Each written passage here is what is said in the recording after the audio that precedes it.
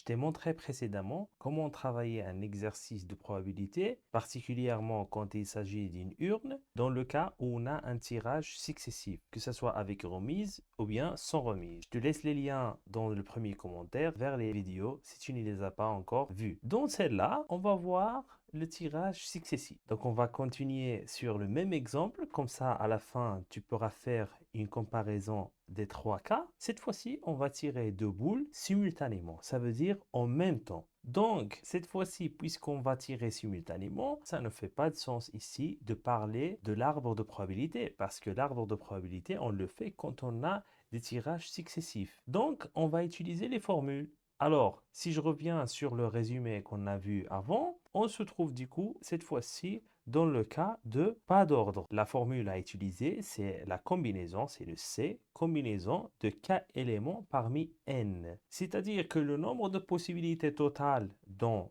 cette expérience, vu qu'on va tirer deux boules, c'est une combinaison de deux boules parmi combien en total? Parmi 8. Ça, c'est le nombre de possibilités totales. C'est-à-dire dans le calcul de probabilité, c'est sur ça qu'on va diviser à chaque fois. Première question, quelle est la probabilité d'avoir deux boules vertes? Donc ici, je dois tirer deux boules vertes parmi un total de 5 boules vertes, divisé par le nombre de cas total qui est C de 2 parmi 8. Et je te montrerai bien sûr comment faire dans la calculatrice dans les vidéos précédentes. Donc ici, on trouve 5 sur 14. Ou bien si tu veux le mettre en pourcent, ça fera 35,71%. Deuxième question, donc de la même manière, on a quelle est la probabilité d'avoir deux boules jaunes? Donc cette fois-ci, je dois tirer, donc dans les cas favorables, deux boules parmi les jaunes qui sont 3 sur C de 2 parmi 8. Ça fait 3 sur 28. En pourcent, ça fait 10,71%.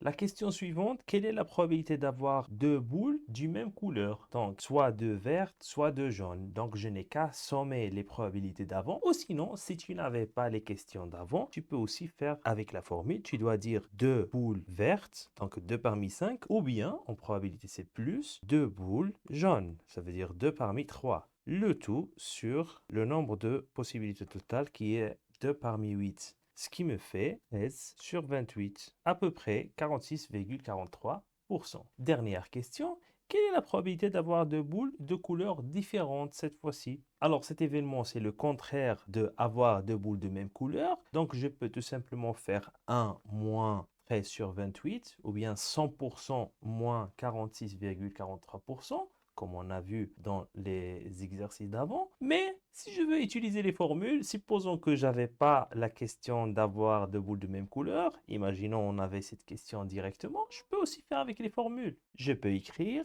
je dois tirer une boule verte et avec ça, donc c'est un fois en probabilité, une boule jaune divisé par le nombre de cas total.